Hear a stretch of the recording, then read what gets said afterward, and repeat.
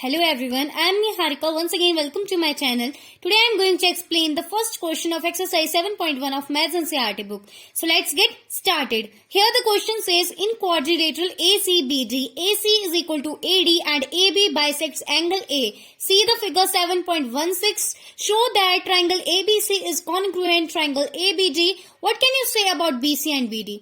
तो मतलब आपने यहाँ पे बेसिकली प्रूव करना है कि BC is equal to BD. तो उसे प्रूव करने के लिए हमें पहले तो इन दो ट्राइंगल्स को कॉन्ग्रुएंट करना पड़ेगा. कौन से दो ट्राइंगल्स को? Triangle ACB and triangle ABD.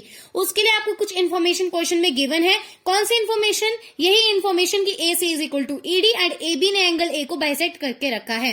Right, so let's get started with this question.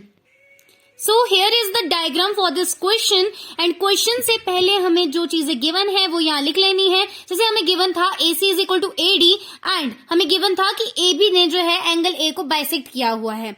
और हमें पता है कोई भी लाइन अगर किसी एंगल को बाइसेक्ट करती है तो वो उसे हमेशा इक्वल पार्ट्स में बाइसेक्ट करती है.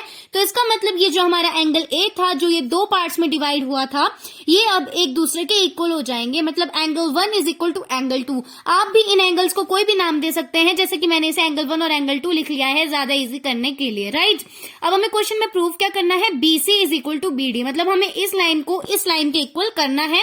तो इसे कर लेते हैं जल्दी से प्रूव. कॉन्ग्रुएंट प्रूव करने के लिए पहले हमें दो ट्राइंगल्स की जरूरत होती है. तो जैसे कि इस डायग्राम में आप देख सकते हैं कि दो ट्राइंगल्स कौन से हैं, एक ये और एक ये. तो यहां लिख लेंगे in triangle ACB and triangle ADB. Right, अब इनमें जो इक्वल है वो लिख लेंगे. जैसे हमें क्वेश्चन में क्या गिवन था? AC is equal to AD given. Reason हमेशा लिखना है, राइट, क्योंकि इसके नंबर कटते हैं आपके एग्जाम या टेस्ट में. राइट, नेक्स्ट हमें क्या गिवन था कि एंगल A को बाइसेक्ट किया है AB ने. तो इसका मतलब angle 1 is equal to angle 2. तो सेकंड थिंग तो यही हो जाएगी, angle 1 is equal to angle 2, जो कि आपको पहले से क्वेश्चन में गिवन है. एंड द लास्ट वन, हमें कोई तीन चीजें चाहिए होती किसी भी ट्राइंगल को कॉन्ग्रुएंट प्रूव करने के लिए. तो फिर से इस डायग्राम पे आ जाते हैं. यहाँ पे आपको और क्या चीज कॉमन लग रही है या फिर इंपॉर्टेंट लग रही है या फिर इक्वल लग रही है? तो आप देख सकते हो इन दोनों ट्राइंगल का बेस जो है वो बिल्कुल सेम है. जैसे कि ट्राइंगल ACB का बेस भी AB है और ट्राइंगल ADB का बेस भी AB है. तो हम क्या लिख सकते हैं? AB is equal to AB, AB is equal to AB. Right, reason क्या हो जाएगा? Common side. मतलब दोनों का कॉमन बेस है ना ये, तो इसलिए रीजन आ जाएगा कॉमन साइड. तो अब हमें तीन चीजें मिल गई है जो कि दो ट्राइंगल्स को प्रूव करने के लिए काफी इंपॉर्टेंट होती है. तो हम लिख सकते हैं hence triangle ACB is congruent triangle ADB by SAS rule.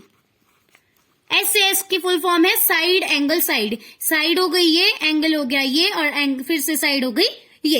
Right, अब सबसे इंपॉर्टेंट चीज आती है, हमें प्रूव करना है BC is equal to BD. तो अब ये कैसे प्रूव हो जाएगी? Using CPCT. What is CPCT? तो बेसिकली CPCT की फुल फॉर्म है corresponding parts of congruent triangles. ठीक है, CPCT की फुल फॉर्म है corresponding parts of congruent triangles. मतलब कहीं अगर आपके दो ट्राइंगल्स प्रूव हो जाते हैं कॉन्ग्रुएंट, तो उनकी कोई भी करस्पॉन्डिंग साइड हो या फिर कोई भी करस्पॉन्डिंग एंगल हो तो वो बेसिकली इक्वल हो जाएगा. Right, so this was the answer for this question. उम्मीद है आपको ये क्वेश्चन समझ आ गया होगा. For more videos please subscribe my channel. Till then bye bye.